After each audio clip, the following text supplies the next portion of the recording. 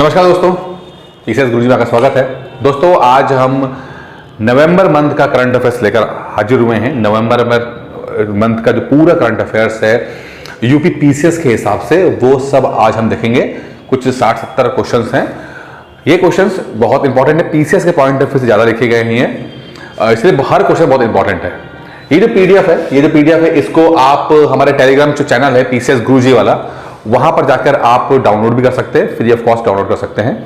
शुरू करने से पहले दोस्तों एक छोटा सा अलर्ट है। अलर्ट ये है कि एक टेस्ट सीरीज आपको दी जा रही है ये पीसीएस की, जो कि लगभग 150 टेस्ट इसमें होंगे, सेक्शनल और फुल लेंथ सब मिलाकर, बोथ इंग्लिश और हिंदी के अंदर है ये। और इसको ज्वाइन करना है तो 9919521555 पर ज्वाइन कर सकते हैं। ऑनलाइन और ऑफलाइन दोनों है। इसकी फीस 2500 और 1500 रुपए है। दोनों में फर्क कुछ है, वो सब हम देखेंगे इसके अंदर। ठीक है, तो करंट अफेयर्स है। पहला करंट अफेयर्स सही है कि विच state government has made the registration of pet dog. जो पालतू कुत्ते होते हैं उनको मैंडेटरी कर दिया, उनका रजिस्ट्रेशन मैंडेटरी कर दिया गया है। अब समस्या क्या होती है कि पेट डॉग्स के साथ कि बहुत ज्यादा आवारा कुत्ते हो गए हैं, उससे हादसे बहुत ज्यादा हो रहे हैं, तो इसमें रजिस्ट्रेशन करना बहुत जरूरी है। अभी लखनऊ में केस हुआ था जिसके अंदर पालतू एक कुत्ता था, उसने अपनी मालकिन को ही काट लिया था। तो ऐसे हादसे बहुत ज्यादा होते हैं। तो हरियाणा सरकार ने बोला है कि पेट डॉग्स का रजिस्ट्रेशन कराना बहुत जरूरी है। अब सभी तरह के पेट डॉग्स का रजिस्ट्रेशन कराना जरूरी है। जरूरी नहीं कि बहुत ही मुश्किल, जब खतरनाक पेट डॉग उन्हीं का कराएंगे, सबका कराया जाएगा इसके अंदर। ठीक है, और पेट डॉग से या डॉग्स, रैट, अगर मैं बोलूं इनसे कौन सी बीमारी होती है, इनके काटने से कौन सी बीमारी होने का खतरा होता है जो बहुत ही खतरनाक है, उसको कमेंट बॉक्स में लिख दीजिएगा। आप देखते हैं कि आपको आता है कि नहीं आता है। Which of the following countries has approved a proposal that would be allowed state licensed and controlled commercial cultivation and distribution of cannabis? Cannabis का मतलब होता है वीड, जैसे कि आपका चरस, अफीम, गांजा। ठीक है, इसके लिए जो है जर्मनी सरकार ने बोला है कि भाई ये जो है इसको हम लीगलाइज कर रहे हैं। अब कुछ इंडिया के अंदर भी लीगलाइजेशन होता है। ठीक है, इसके अंदर क्या है कि जैसे कि जो वीड है या मैरिजुआना है या भांग है, चरस है, गांजा है, इसको इंडिया ने भी कुछ अलग अलग नाम पर कुछ लेवल पर को छूट दे रखी, क्योंकि कई जगह पर ये एज अ मेडिसिन इस्तेमाल होता है। जो भांग है, भांग को भी एक लिमिटेशन रखी गई है कि थोड़ा लिमिट में अलाउ कर रखा है इसके अंदर। ठीक है, तो ये चीजें अलग अलग रूप में लगती हैं। और बस यहाँ पे एक चीज ये है कि narcotic drugs and psychopathic substance act 1985 के तहत ये चीज बनाई जाती है।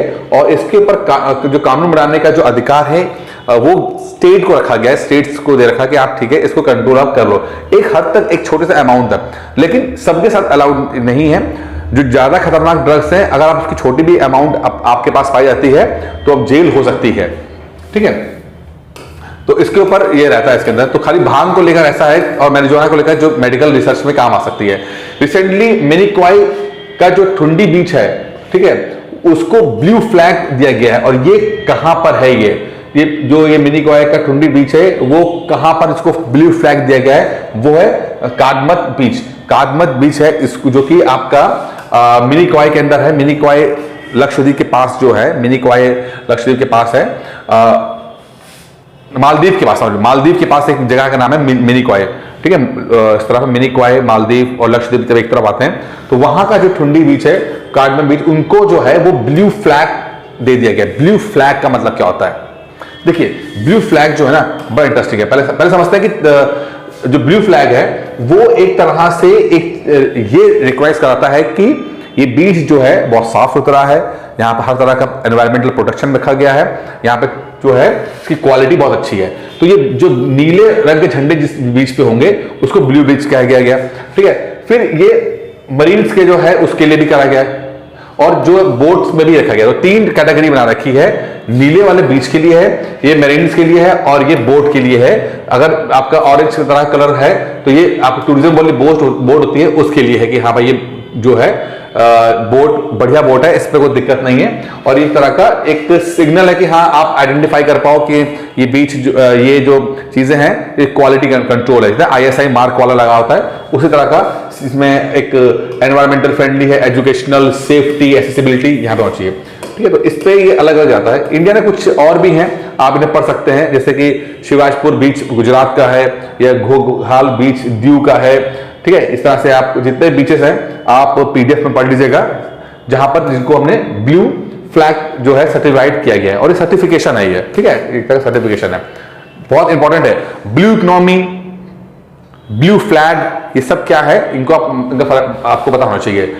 Recently, scientists from the Indian Institute of Geomagnetism have developed a indigenous overhauser magnetometer in which city is the Indian Institute of Geomagnetism located। देखिए, एक इंस्टीट्यूट है इंडिया का, इंडियन इंस्टीट्यूट ऑफ जियोमैग्नेटिज्म, उसने ना एक ओवरहाउजर मैग्नेटोमीटर बनाया है। ठीक है, अब ये मैग्नेटोमीटर जो है ये किसी भी इलाके की मैग्नेटिक फील्ड को देखने के काम आता है।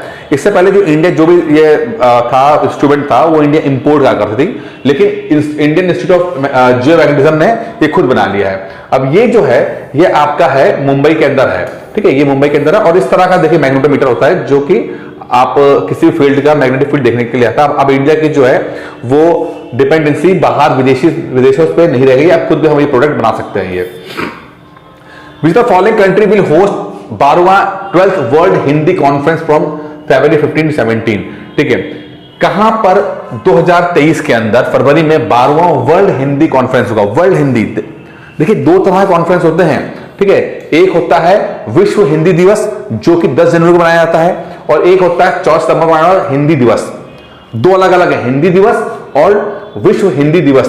ठीक है, ये 14 सितंबर को, ये कब मनाया जाता है? हुआ यह था कि जब पहली कॉन्फ्रेंस हुई थी, दुनिया वर्ल्ड कॉन्फ्रेंस हुई थी, वो हुई थी 10 जनवरी को नागपुर में हुई थी 1975 में। 1975 में हुई थी 10। ठीक है, तो तब से 10 जनवरी कर दिया गया। और जो ये हिंदी दिवस मनाया जाता है ये तब है जब भारत की संविधान सभा जो है उसने हिंदी को एक्सेप्ट कर लिया था as an official language, not national language, official language. ठीक है, मनाया जाता है। अब ये जो विश्व हिंदी दिवस है ये हर साल कहीं ना कहीं मनाया जाता है, तो इस बार फिजी मनाया जा रहा है। अब ये फिजी जो है ये आप देखो ऑस्ट्रेलिया के पास एक छोटा सा एक जगह है, आइलैंड है, यहाँ फिजी है, और यहाँ पर बहुत सारे इंडियन ओरिजिन के लोग यहाँ रहते हैं। फिजी है, ठीक है, आपने वेस्ट इंडीज का नाम सुना होगा, वहां पर बहुत से रहते हैं। सेम यहाँ पर फिजी, तो ऑस्ट्रेलिया से कुछ दूर पर यहाँ पर ये फिजी आइलैंड्स हैं यहाँ पर। ठीक है, अच्छा। Prime minister Narendra Modi has inaugurated OYO Ekta house boat in state. OYO Ekta house boat जो है वो मोदी जी ने गुजरात के अंदर किया। अब ये देखिए, ये एकता, ये एक जो आपका स्टैच्यू ऑफ यूनिटी के पास ही एक मेज है, ये म्यावांकी वन और हाउस बोट है, जो कि इस तरह से एक बहुत ही कम जगह पर बहुत सारे पौधे जब उगाए जाते हैं उसे बोलते हैं मियावाकी फॉरेस्ट। जो बहुत कम जगह पर बहुत सारे पौधे उगाए जाएं, इस टेक्निक को बोलते हैं मियावाकी। ठीक है, मियावाकी फॉरेस्ट बोलते हैं। ठीक है, और इसको इस तरह से बनाया गया कि जो भूल भुलैया रूप में बनाया गया था। एक टूरिस्ट प्लेस है और स्टैच्यू ऑफ यूनिटी के बगल में है, ये पास में स्टैच्यू ऑफ यूनिटी है। ये सब गुजरात के अंदर है। ये where was the ASEAN Indian startup festival 2022 inaugurated. तो ये जो आसियान जो कि ग्रुप ऑफ कंट्रीज है, साउथ ईस्ट एशिया की कंट्रीज है, इंडोनेशिया, मलेशिया, वियतनाम, कंबोडिया सब आती हैं, और इंडिया के बीच में एक इवेंट हुआ है जो कि इंडोनेशिया में हुआ है ये। ठीक है, स्टार्टअप इंडिया हुआ है, वो इंडोनेशिया में हुआ है ये। ठीक है, विच स्टेट होस्टेड द मांगा धाम की गर्व गाथा। मानगढ़ कहते हैं, मानगढ़ धाम की गर्व गाथा जो है, जो ये प्रधानमंत्री मोदी जी ने राजस्थान के अंदर इसको इनॉग्रेट किया है। जो हमारे फ्रीडम फाइटर्स हैं उनको उनके जो शहीद हुए हैं, जो उनके जो कंट्रीब्यूशन है उसको रिकॉग्नाइज करने के लिए मोदी जी ने इसको राजस्थान के अंदर किया है। मानगढ़ धाम की गौरव गाथा नाम का एक प्रोग्राम स्टार्ट किया है। Who signaled the Economic Cooperation and Trade Agreements ECTA with which country? India ने साइन किया है ECTA, किस कंट्री के साथ किया है? तो वह है ऑस्ट्रेलिया के साथ। इंडिया ने ऑस्ट्रेलिया के साथ जो ECTA कर तो लिया है, ये इकोनॉमिक विश्व सहयोग और व्यापार समझौता है। साथ में इंडिया ने एक फ्री ट्रेड एग्रीमेंट भी किया है। फ्री ट्रेड का मतलब है कि ऑस्ट्रेलिया और इंडिया वाले अपना सामान एक दूसरे को बेच सकते हैं, और दोनों कंट्री जो हैं वो टैक्स बैरियर नहीं लगाएंगे, ठीक है, जिससे कि दोनों जो अपने सामान को दूसरे देश में आराम से बेच सके। इसे कहते हैं फ्री ट्रेड। ये सवाल बहुत इंपॉर्टेंट है, आ सकता है आपका एग्जाम में। ऑपरेशन विजिलेंट स्टॉर्म जो है is a defence exercise conducted between the USA and which country? तो ऑपरेशन विजिलेंट स्टॉर्म जो है वो है अमेरिका और साउथ कोरिया के बीच में होता है। इस तरह के मिलिट्री एक्सरसाइज एग्जाम में बहुत आते हैं, तो ध्यान दीजिएगा आप इसको। The ruler of Sharjah city of UAE Sheikh Sultan Al Qasim has inaugurated which edition of the Sharjah international book fair? Sharjah international book fair जो है वो आपका शुरू हुआ है और इसमें जो है ये 43 ये है बुक फेयर है, 43वां है ये। Which country recently launched a lab module named Magnetian, ठीक है, Magnetian for space station। एक कंट्री ने अपना अंतरिक्ष स्टेशन जो है मैग्नेटियन नामक प्रयोगशाला का जो मॉड्यूल तैयार किया है, ये किस कंट्री ने दिया है? तो ये चाइना ने दिया हुआ है। चाइना ने अपना जो एक स्पेस स्टेशन है जो आसमान में जो उड़ता है स्पेस स्टेशन, वहां पर जैसे कि वहां जब भी कोई सैटेलाइट जाती है, कोई सामान पहुंचाना होता है तो उधर से पहुंचा सकते हैं, तो ये पृथ्वी के चक्कर काटता रहता है, स्पेस स्टेशन कहते हैं, ठीक है। तो उसके अपने उसको मैग्नेटियन जो नाम दिया गया है और ये है स्पेशल चाइना ने द्वारा बनाया गया। चाइना जो है बहुत ज्यादा काम कर रहा है स्पेस के अंदर और काफी ज्यादा वो एग्रेसिव भी काम कर रहा है। The central vigilance commission CVC is observing vigilance awareness week from 31 October to 6 November. Theme of vigilance क्या है? देखिए, सेंट्रल विजिलेंस कमीशन CVC ने जो है, जिसका काम है कि सेंट्रल गवर्नमेंट के जो एम्प्लॉइज होते हैं उन पे नजर रखना कि ये करप्शन कर रहा है कि नहीं कर रहे हैं। तो उन्होंने अपना एक हफ्ते का कार्यक्रम बनाया जिसकी जो उन्होंने जो थीम रखी वो रखी corruption free India for a developed nation. Corruption free India for a developed nation, ये इनकी थीम रखी गई है, ठीक है। भ्रष्टाचार मुक्त भारत, विकसित भारत। हाल ही में रक्षा सचिव के लिए रूप में किसे नियुक्त किया गया है? तो रक्षा सचिव के लिए जो नियुक्त किया गया वो गिरिधर अरबाने को रक्षा सचिव के लिए नियुक्ति मिली है। Which city is hosting the India charm 2022 conference recently? तो इंडिया चैम जो है वो केमिकल एंड फर्टिलाइजर के ऊपर ये एक कॉन्फ्रेंस है जो कि नई दिल्ली में इनॉग्रेट की गई है। ये इंडिया के चैम 6 से 8 अक्टूबर के बीच में हुई है मुंबई। ये पुराना वाला है, इसमें दिल्ली का है इसके अंदर, ठीक है। Which author has recently released his book Nuclearization of Asia in Geneva? एक किताब लॉन्च हुई है न्यूक्लियराइजेशन ऑफ एशिया। ये किताब किसने लिखी है? तो लिखी है रेने नाबा ने।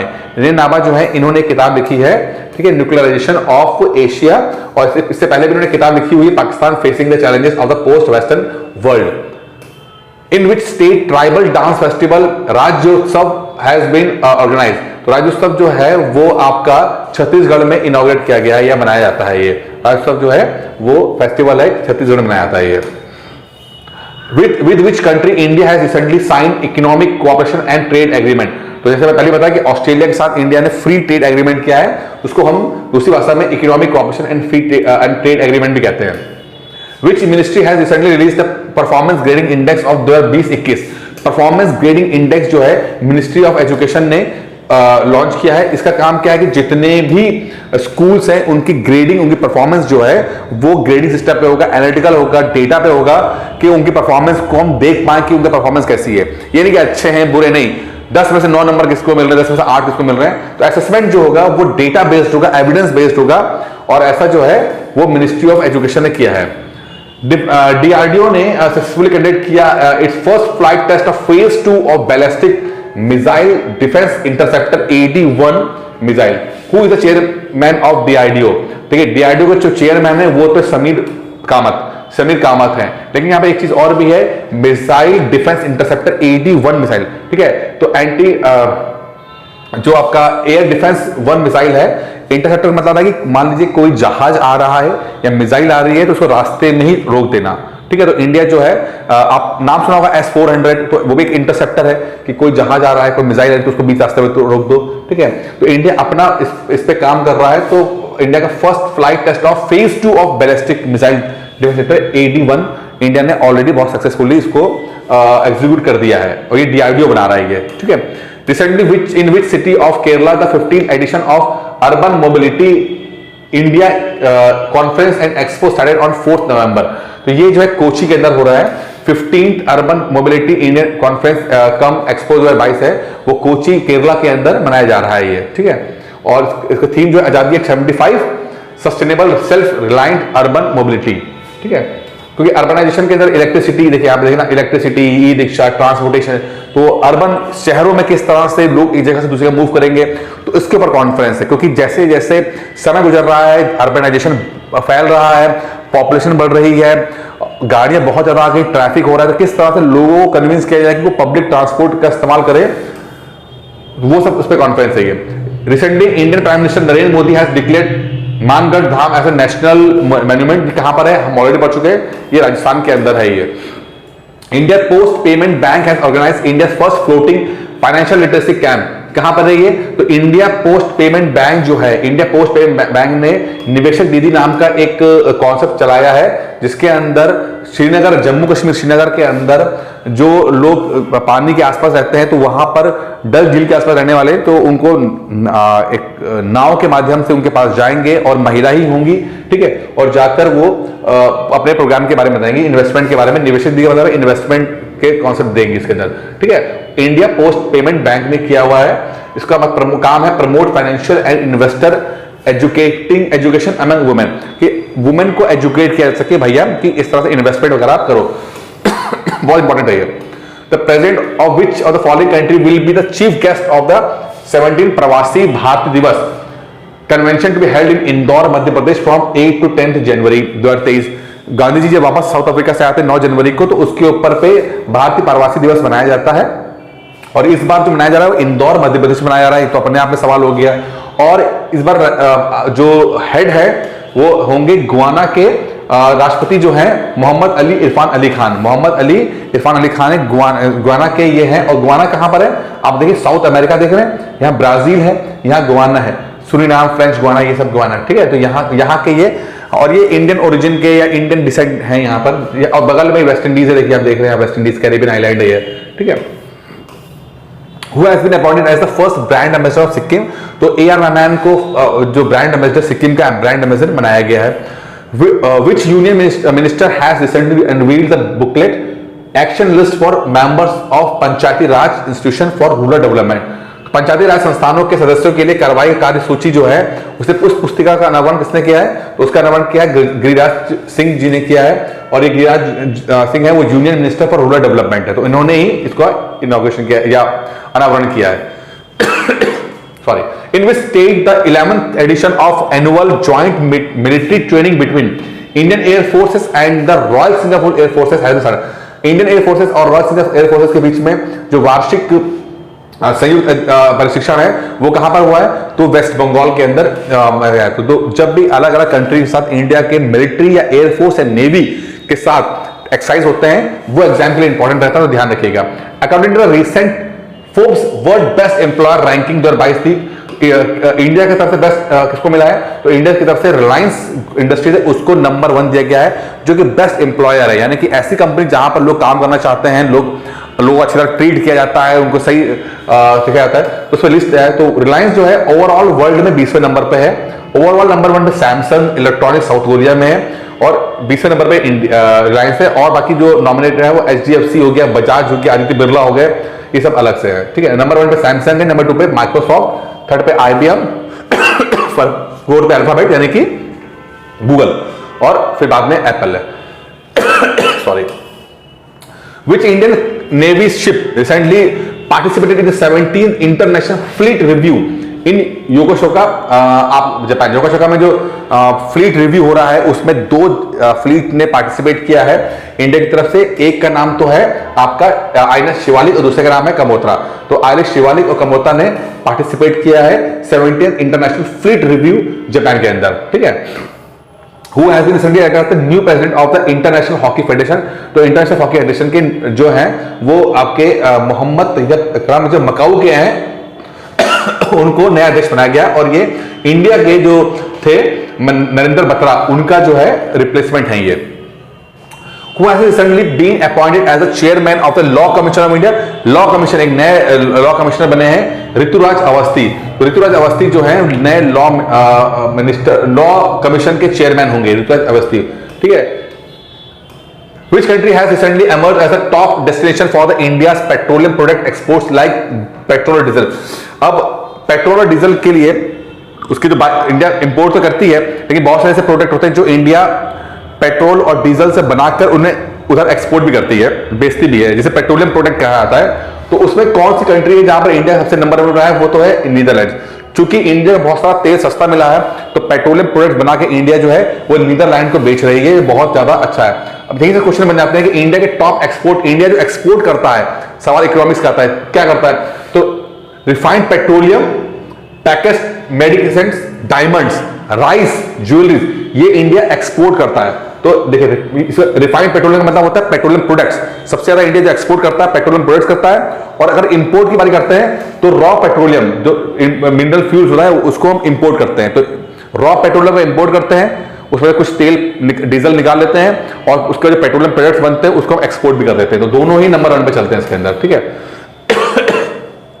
Who has recently become the first Indian American politician to hold the post of Lieutenant Governor of US state in Maryland? Sorry.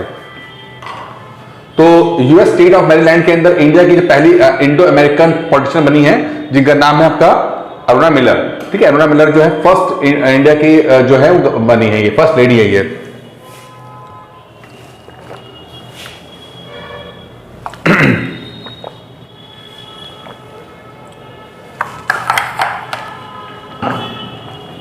Maryland राज्य में लेफ्टिनेंट गवर्नर का पद हासिल करने वाली पहली भारतीय अमेरिकी राजनेता है ये, ठीक है। जैसे हमारे यहाँ अलग अलग राज्य होते हैं, वहां पे अलग राज्य है, उस मैरीलैंड में ये आई हैं। इनका नाम है अरुणा मिलर।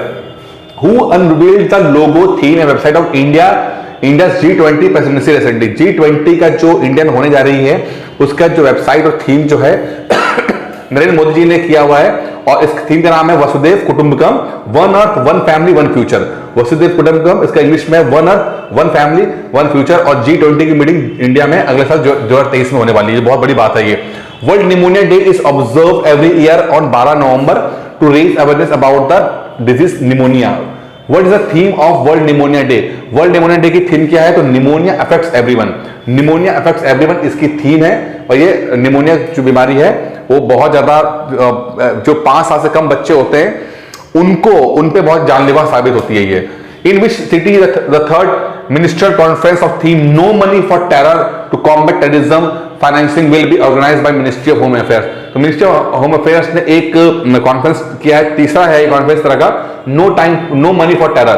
तो टेरर फंडिंग को रोकने के लिए जो ये मिनिस्ट्री ने स्टार्ट किया है, होम मिनिस्ट्री ने, और अमित शाह जी जो है इसके चेयरपर्सन रहे और ये सुनिश्चित कर रहे हैं कि टेरर फंडिंग को रोका जाए।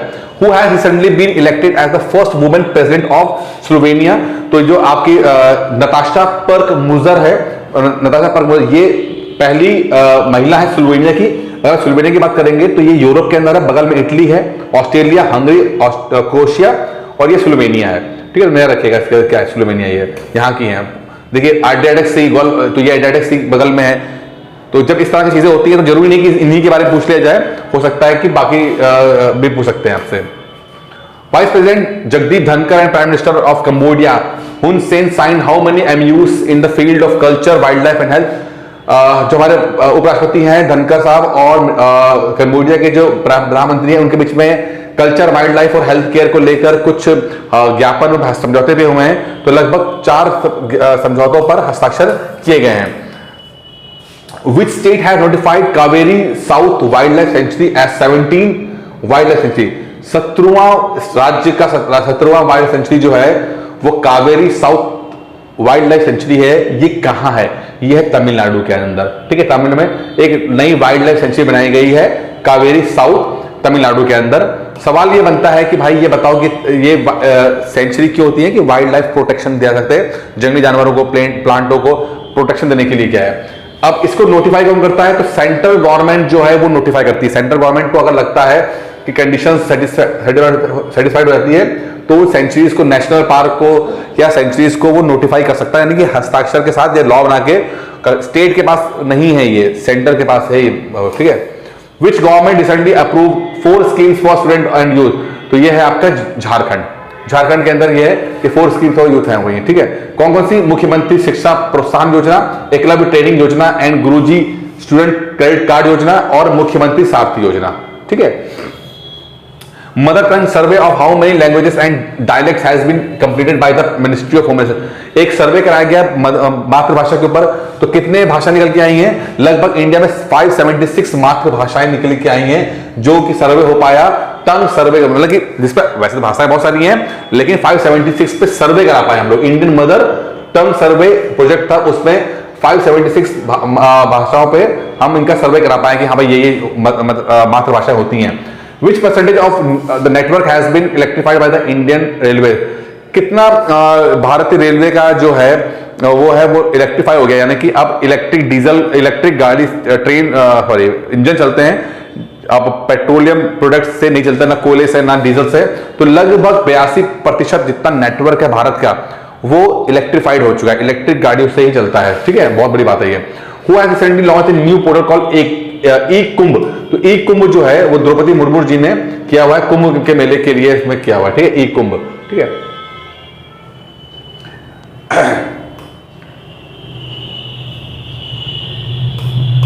ठीक है।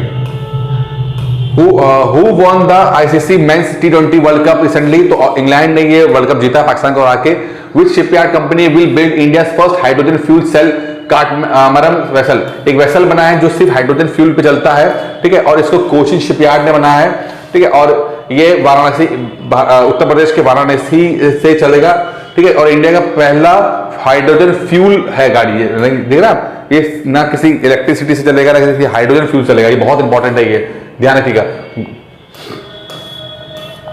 With which country India hosted lead IT summit जो है on the sidelines of COP27 in Egypt. तो इंडिया ने जो है स्वीडन के साथ मिलकर लीड IT समिट जो है वो उस पर पार्टिसिपेट किया हुआ, इसके अंदर लीड IT में।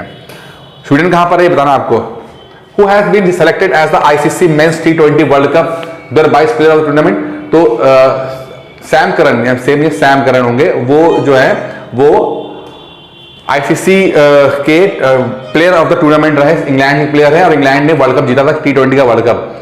Who will be given the major Dhyanchand Khel Ratna award? Major Dhyanchand Khel Ratna award जो है वो शरद कमल, अचंता शरद कमल को मिला है। अचंता शरद कमल जो इंडिया के बहुत लेजेंडरी टेबल टेनिस प्लेयर है, इनको इंडिया का हाईएस्ट जो है अवार्ड मिला है स्पोर्ट्स का, major Dhyanchand Khel Ratna award. Which state government has signed an agreement with ICCR recently? तो ICCR के बिहार के साथ एग्रीमेंट किया है, जो कि बिहार के जितने भी हैंडीक्राफ्ट हैं या आर्टिस्ट हैं और उनको एक्सपोजर मिल सके और वो अपना प्रोडक्ट बाहर बेच सके, उसके ऊपर एक एग्रीमेंट हुआ है। Who has been awarded the Royal Order of Merit of Britain for his distinguished services in science? Science में बेहतरीन काम करने के लिए ब्रिटेन से किसको अवार्ड मिला है? तो नोबेल प्राइज विनर वेंकी रामाकृष्णन जो हैं, वेंकी रामाकृष्णन, उनको ये अवार्ड मिला हुआ है। वेंकी रामाकृष्णन को ऑलरेडी नोबेल मिल चुका है। तो अब ब्रिटेन की जो रॉयल ऑर्डर ऑफ मेरिट है उन्होंने अवार्ड दिया हुआ है साइंस में अपना कॉन्ट्रीब्यूशन करने के लिए। Who has been appointed as the election commissioner of election commission in the election commission by the president of the India? तो जो नए इलेक्शन कमिश्नर बने हैं इंडिया के, वो बने हैं आपके अरुण गोयल। अरुण गोयल जो है वो इलेक्शन कमिश्नर बने, ये रिटायर्ड IAS अफसर हैं जो बने ये। ठीक है, केमोंग हाइड्रो पावर स्टेशन जो इनोवेट किया गया वो कहां पर है? तो केमोंग हाइड्रो पावर स्टेशन जो है वो अरुणाचल प्रदेश के अंदर है। ये अरुणाचल प्रदेश के अंदर Kameng hydro power project, hydro मतलब है पानी के द्वारा बिजली बनाना। Recently which Indian state has completely banned public display of firearms songs glorification weapon? पिक्चरों में, गानों में जिस तरह से ग्लोरीफाई किया था वेपन को, हथियार को, उस पर बैन लगा दिया है। कहां पे? पंजाब में हुआ है, क्योंकि पंजाब में सिद्धू मूसेवाला का जो केस आया उसके बाद से जिस तरह से ग्लोरीफाई होती है, हथियारों को ग्लोरीफाई किया जाता है, उस पर कंट्रोल करने के लिए ये रूल निकाला गया है। Recently who has been appointed as a full time member of Niti Aayog? Full time member जो है वो अरविंद विरमानी जो है वो नए फुल टाइम मेंबर बने नीति आयोग के। ठीक है, who became the country to implement interest free banking system? कौन सी कंट्री अपने यहां पर इंप्लीमेंट कर रहा है? इसको बोलते हैं इस्लामिक बैंकिंग बोलते हैं। क्या बोलते हैं? Islamic banking. और ये जो है ये पाकिस्तान के अंदर ये इंप्लीमेंट हो रहा है। इसके अंदर क्या होता है कि अगर आप किसी को पैसे देते हैं तो इंटरेस्ट नहीं मिलेगा आपको रिटर्न के अंदर। ठीक है, वो नहीं है। कंपनी ग्रो करेगी उससे आपको प्रॉफिट बन जाएगा, लेकिन आपको इंटरेस्ट, क्योंकि इंटरेस्ट इस्लाम में हराम रखा गया है, तो इस सिस्टम को बोलते हैं इस्लामिक बैंकिंग बोलते हैं। तो ये पाकिस्तान ने अपने अडॉप्ट किया है। Recently the chief minister of which state launch the Amar Sarkar portal. तो अमर सरकार पोर्टल जो है वो त्रिपुरा ने इसको लॉन्च किया है और इनके चीफ मिनिस्टर मानिक साहा हैं, उन्होंने सेंटर इंश्योर किया कि सेंटर और स्टेट की जितनी स्पॉन्सर्ड स्कीम होंगी वो लोगों तक आराम से पहुंच सके इस पोर्टल द्वारा, जिसका नाम है अमर सरकार। ठीक है, India first elephant death audit framework. जो एलिफेंट डेथ ऑडिट जो हो रहा है वो पहली बार जो है वो तमिलनाडु सरकार ने किया है। बहुत सारे जो एलिफेंट हैं वो ट्रेनों के टकरा कर या गाड़ी से टकरा कर डेथ हो जाती है, तो उनका ऑडिट करने के लिए, उनको देखने के लिए ये स्टार्टिंग ऑडिट करा गया है। Recently who was reappointed as the president of ICC, तो जो है दोबारा से रीअपॉइंट किया गया है ग्रेग बार्कले को। Recently, the maximum tenure of the CEO of public sector bank was increased to how many years? लगभग 10 साल तक आप कोई भी जो पब्लिक सेक्टर PSU जो होते हैं उसके बैंकिंग सेक्टर में है अगर कोई, ठीक है, जैसे कि SBI हो गया या दूसरे बैंक हो गए, तो उसका जो हेड है वो अब 10 साल तक वो हेड रह सकता है। ये बहुत बड़ी बात है क्योंकि अब अपने काम वो है करा सकता है, बेहतर तरीके से काम एग्जीक्यूशन कर सकता है। National judicial appointment commission NGAC is related to which, अब ये बहुत चल रहा है कोलिजियम को खिलाफ, जो सरकार का जो एक दाव है कि NGAC को लाया जाए। कोलिजियम में क्या होता है कि सुप्रीम कोर्ट के जज, कुछ 4-5 जज जो हैं वही अपने जूनियर्स को चूज करते हैं कि कौन सुप्रीम कोर्ट या हाई कोर्ट जज बनेगा, और बाहर से कोई इसका वो जोर नहीं होता।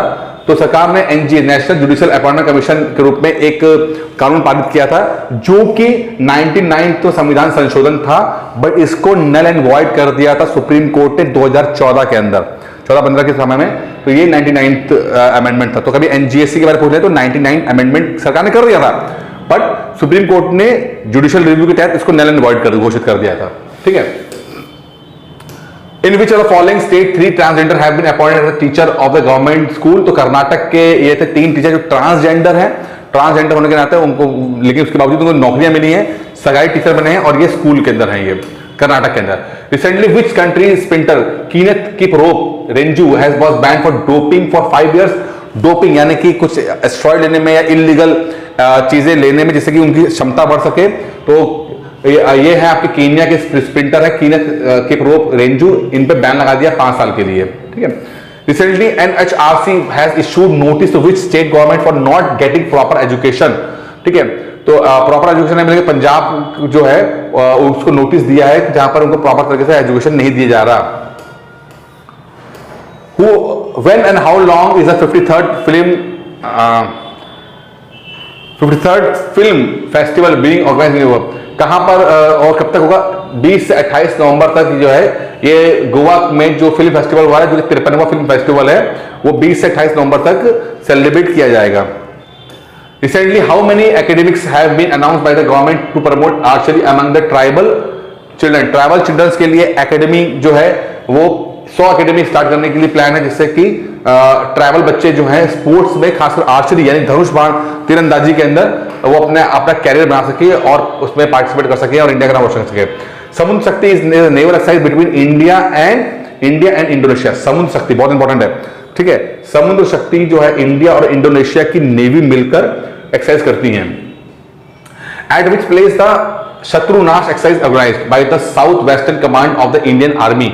शत्रुनाश जो एक्सरसाइज है वो इंडिया जो है वो राजस्थान के अंदर हो रही है। ठीक है, तो ये शत्रुनाश हो चुका एक्सरसाइज हो गया या समुद्र शक्ति है, ये सब बहुत इंपॉर्टेंट है, ध्यान रखिएगा कि एग्जाम में बहुत कुछ आएंगे। Recently, India, Russia, Iran organized a trilateral meeting with the Moscow format for the elimination of terrorism from which countries island? तो अफगानिस्तान से टेररिज्म निकालने के लिए इंडिया, ईरान और रशिया ने मिलकर ये डिस्कस कर रहे हैं किस तरह से वहां पे आतंकवाद को रोका जाए। Announce the launch of a new of which country's first national excellence center for green port and shipping। तो इंडिया ने ग्रीन पोर्ट और शिपिंग के लिए लॉन्च किया इंडिया का पहला national excellence centre for green port and shipping. दोस्तों इस वीडियो में इतना ही था, उम्मीद करता हूं ये वीडियो पसंद आया होगा। खत्म करने से पहले ये नवंबर मंथ का पूरा करंट अफेयर्स है। वैसे मैं डेली करंट अफेयर्स देता हूं आपको, वो तो अलग चीज होगी, लेकिन यहां से भी आपको पढ़ने को मिल जाएगा। बाकी टेस्ट सीरीज चल रही है, क्रैश कोर्स चल रहे हैं, चाहें तो आप ले सकते हैं। इसके बारे में सारी इंफॉर्मेशन आपको मैंने यहाँ पे दे दी है। PDF जो है वो आप टेलीग्राम ऐप जो ग्रुप है वहां से डाउनलोड कर सकते हैं। धन्यवाद दोस्तों।